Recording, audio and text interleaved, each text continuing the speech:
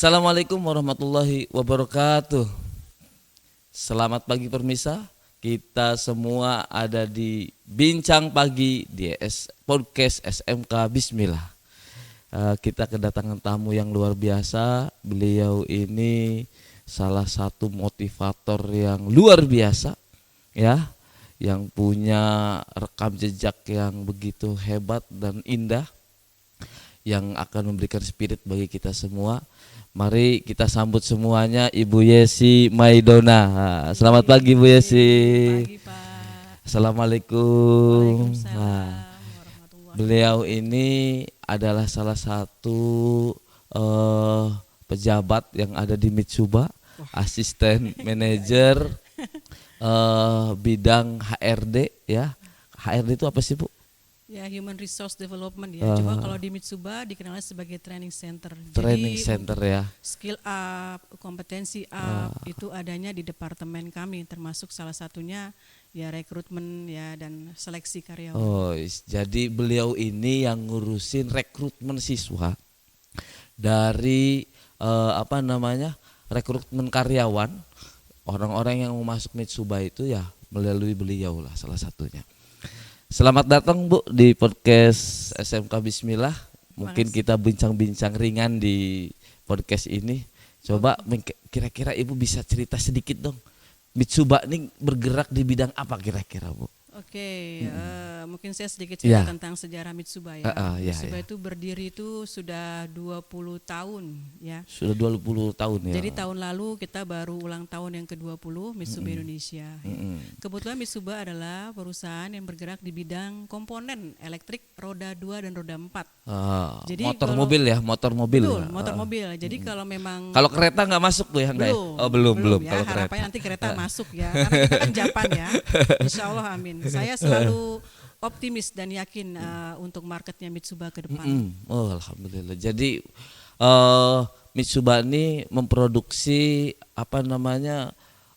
komponen-komponen yang ada di motor yang biasa kita pakai, di mobil dan segala macam ya. Betul. Jadi lebih kepada otomotif gitu tuh. Itu.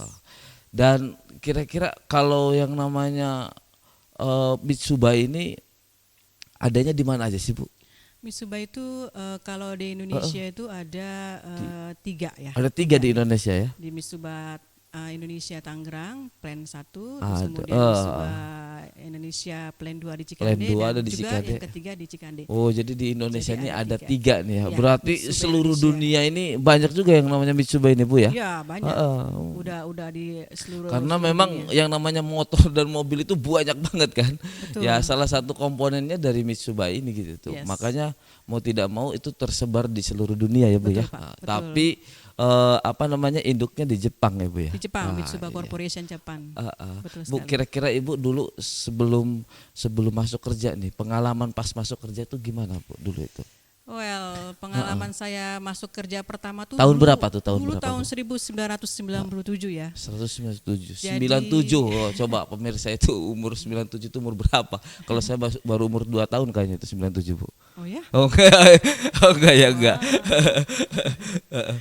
Ya, kebetulan saya juga lulusan SMA, salah satu SMA negeri yang ada di Kota Tangerang ya. Iya, Di sini saya kasih clue ya, SMA Negeri 6 Kota Tangerang. Hai, alumni SMA Negeri 6 Kota Tangerang.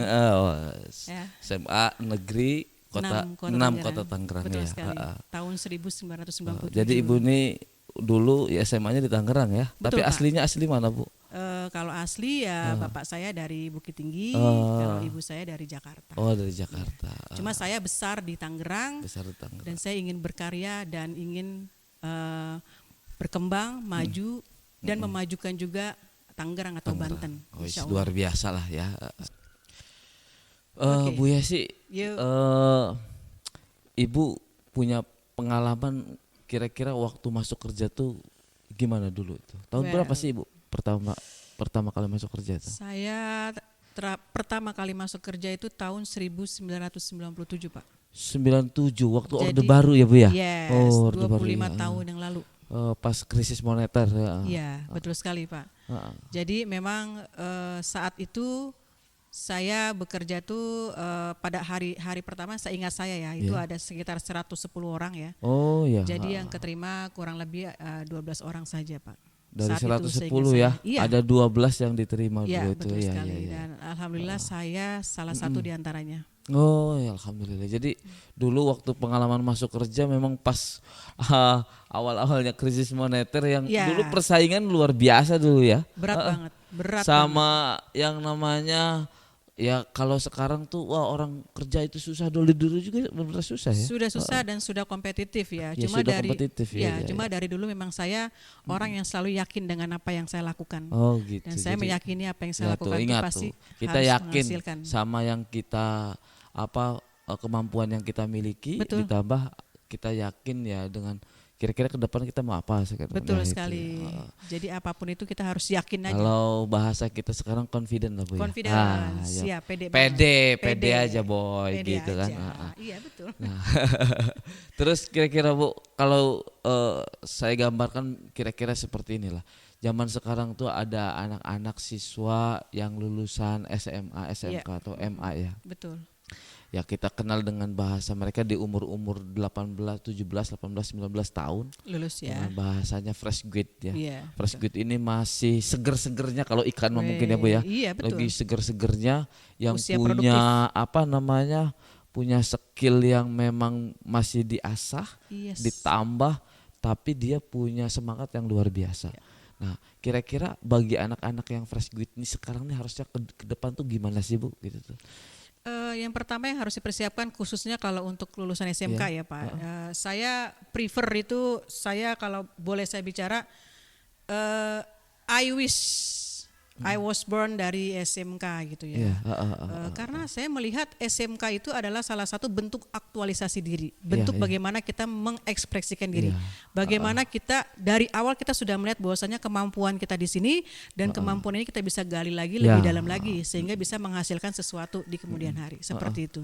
Jadi menurut saya ya mereka harus punya wacana seperti wacana yang digaungkan saat ini oleh Dinas Pendidikan bahwasanya lulusan SMK itu kan BMW ya, BMW. Bekerja, melanjutkan, terus kemudian berwirausaha. Ini sebenarnya BMW ya, BMW itu tapi bukan becak merah warnanya, tapi apa namanya di sini ya bekerja, di pola-pola kerja, bekerja, melanjutkan atau berwirausaha. Iya betul. Nah tapi di BMW ini kita ini kan bisa semuanya kita ambil Bu ya. Bisa dong. Bukan hanya ini sekedar multiple choice atau hanya sebuah pilihan ya, atau option gitu tuh.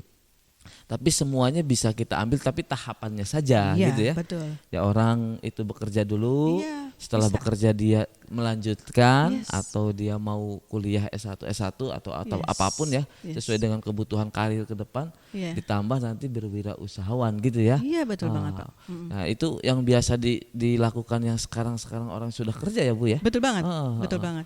That's what I've been doing gitu kan. Saya juga pertama kan bekerja ya. Bekerja kemudian tahun 2000 sampai 2003 saya melanjutkan kuliah. Ya kan. Ya saya tinggal nunggu yang kali ya. Ya, tapi ada si wacana ya. Pastinya saat ini apapun itu pilihannya adalah depend on what you believe. Gitu tergantung dari yang kalian yakin, yang kita tergantung dengan apa yang kita yakini bersama-sama ini. Jadi ya kalau kita nggak confident juga ya bingung juga ya, kita nggak pede. Karena sekarang gini, orang banyak memilih saya ini kerja, kuliah atau wirausahawan. Orang tidak pernah memandang dirinya bisa apa dulu Bu ya. Betul. Iya. Orang terlalu terlalu sibuk dengan saya mau wirausahawan katanya. Iya. Tapi dia nggak punya skill. Ya. Dia melanjutkan tapi ragu juga. Betul. Dia mau kerja tapi males-malesan. Nah, yang ujung-ujungnya apa Bu? Nganggur. Nah, iya. Ujung-ujungnya nganggur. Gara-gara nggak siap ngadepin pola-pola zaman sekarang gitu. Betul tuh ya. Banget, betul banget. Ya jadi ya ini ya bisa menjadi multiple choice ya, bisa menjadi pilihan bagi kita, bisa juga menjadi runtutan ke depan. Tahapannya seperti ini. Iya, memang harus difahami bahwasanya multiple choice itu ya hal-hal yang memang menurut saya tantangan sih. Iya, tantangan, Jadi saya nggak pernah ngelihat sesuatu itu adalah masalah ya. Hidup ini nggak. Saya berpikir selama hidup ini I have no problem gitu. Yang saya punya adalah tantangan, challenge gitu. Bagaimana saya bisa melewati setiap tantangan-tantangan ke depan. Zaman sekarang Bu, banyak kita ngedenger di telinga kita, oh orang mau kerja susah. Itu padahal option juga ya Bu ya. Bisa kerja susah, bisa biasa saja gitu ya. Bisa biasa saja. Ya tergantung kepada orang itu. Serius atau tidak, atau dia punya kompetensi atau tidak, kan itu kan bahasanya kan gitu.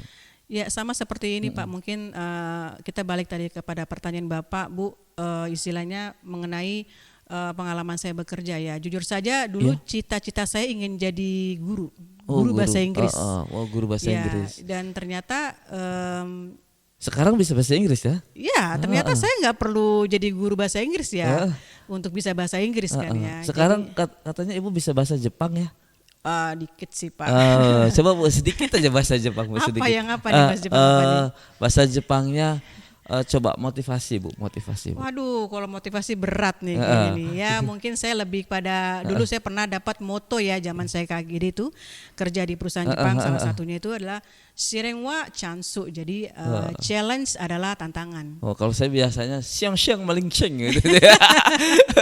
Itu beda lagi Pak. Beda lagi gitu ya. Kalau itu Cina katanya. Oh ya. Jadi apa Bu tadi isinya? Ya BMW. Oh, BMW. Oke ya. Bekerja, melanjutkan wirausaha. Melanjutkan dan berwirausaha. Dan sekarang Bu dinamikanya orang banyak bertanya-tanya, kenapa sih saya harus masuk SMK Bu? Ya, justru kalau kata saya sih itu adalah pilihan pertama ya. Pilihan pertama ya. Pilihan pertama. Jadi ketika kita lulus dari SMP ya, menurut saya SMK itu pilihan opsi nomor 1 ya. Kenapa ya? Oh iya.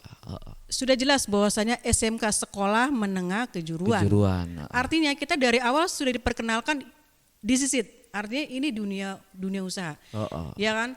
Apapun, setinggi apapun sekolah kita, kita ujung-ujung kerja kan. Ya. Nah, terus di SMK itu kan sebenarnya adalah wadah tempat kita mengaktualisasikan diri. Ya. Bagaimana kita tahu apa yang kita hadapi ke depannya. Betul. Terus kemudian bagaimana kita paham dengan apa yang saat ini sedang berkembang. Ya, jadi memang saya akui bahwasanya saya kalau katakanlah saya mau balik lagi ke zaman dulu ya, mungkin saya pengen banget bisa sekolah di SMK gitu Pak ya. Jadi saya meyakini bahwasanya di sisi tempat bagaimana kamu untuk skill up dan aktualisasi diri. Ini SMK. Bisa skill up, bisa start up gitu deh, macam-macam ya. Betul. Jadi bagaimana bisa ngembangin diri dari awal Bu ya. Dari Jadi awal. Bahasanya di SMK itu orang tuh bikin apa namanya, bikin pokok awalnya dulu ya, atau bikin basic banget. Basicnya ya. Iya. Membuat basic yang luar biasa dari mulai sekolah SMK itu ya. Iya, saya juga pernah juga ya, saya sering banget ketemu dengan lulusan SMK yang jurusan TKJ ya, bahkan dia bisa bekerja bisa kuliah ngambil teknik informatika, manajemen informatika, akhirnya bisa bekerja di tempat yang lebih bagus lagi dan sebagainya. Betul. Apalagi sekarang kan Bu banyak banget kan bidang informatika yang kalau kita skillnya biasa-biasa aja ya ke laut aja lu gitu kan gitu. Berat juga. Berat juga ya. Susah ya emang. Pak, susah. Kalau kita nggak serius susah juga gitu tuh. Iya. Bu, mungkin ini obrolan kita yang terakhir, tetapi Ibu nih Bu Yes ini sudah kerja sama kurang lebih 8 tahun. Iya, dengan dari 2014. SMK Bismillah dari 2014. Betul sekali. Nah, kira-kira Bu SMK Bismillah di mata Ibu itu kayak gimana sih Bu? Menurut saya dari awal first time saya ke sini, saya melihat bahwa sekolah first ini time itu di 2014 ya Bu ya? Yes, pertama kali saya menginjakan kaki di sini, pertama kan saya lihat ya, Bismillah gitu loh. Di sini ada pondok pesantrennya gitu kan ya. Ya. Dan saya melihat bahwasanya sehebat apapun kita Pak, tapi kalau akhlak kita kurang, itu kita nggak kelihatan kepintaran kita, kehebatan kita, kemampuan kita gitu ya Pak ya. Kalau akhlaknya kurang baik gitu. This is basic ya. Pondok pesantren kan basic bagaimana kita bisa melakukan adab atau di sini tempat pendidikan. Emang kalau di perusahaan butuh Bu akhlak itu? Oh banget butuh Pak, banget ya. Attitude Di perusahaan Jepang tuh number one. Bahasa kalau di perusahaan itu attitude ya. Attitude number one pokoknya kan. Soalnya di Jepang itu kan kalau mungkin gini ya, mungkin di pesantren ya kita saling ketemu assalamualaikum atau cium tangan ya. Kalau di Jepang kita harus memberikan salam, selamat pagi, selamat siang, selamat sore gitu kan, seperti dan itu. itu salah satu attitude yang memang menjadi ini ya, menjadi kebiasaan. Menjadi kebiasaan. Jadi menurut saya sekolah yang berbasis artinya pesantren khususnya di SMK Bismillah saya pertahankan ya, karena memang saya melihat bahwasanya akhlakul karimah itu adalah number one yang saya jadikan priority untuk tahap seleksi. Walaupun memang secara lokasi SMK Bismillah ini di tengah apa ya Bu, di perkampungan ya gitu tuh. Kalau bahasa kita tuh anggun Bu, anak-anak gunung Bu. Iya banget. Saya pertama kali kesini Pak ya, saya dulu ingat dengan almarhum bos saya ya Bu Haji ya. Itu mobil kita agak tergelincir Pak. Oh gitu. Karena di sini kan jalanan tanah batu semuanya kan. Wah di situ kok nggak sampai ya? Kok aduh saya sampai tidur bangun gitu ya. Saking jauhnya ya. Ini kok jauh banget, apa saya dikerjain dan sebagainya ya. Tapi ketika saya lihat loh kok di sini kok banyak banget ya hal yang menarik ya. Saya lihat Bismillah itu komitmen banget ya. Menurut saya kerjasama apapun ya, menurut saya hubungan apapun, hubungan antara industri dengan sekolah itu pertama dibangun komitmen. Kalau komitmen kita sudah berjalan, insya Allah komunikasi jalan. Ya betul. Ya komunikasi jalan, terus artinya goal-goal kita ke depan kita saling bersinergi. Itu penting banget. Ya kita 8 tahun juga ini bekerja sama ya, karena ada take and give ya. Kita betul bisa sekali, memberi dan bisa menerima kan. Iya dong. Saya rasa Bismillah merasa sangat puas dengan adanya Mitsuba gitu kan. Iya betul.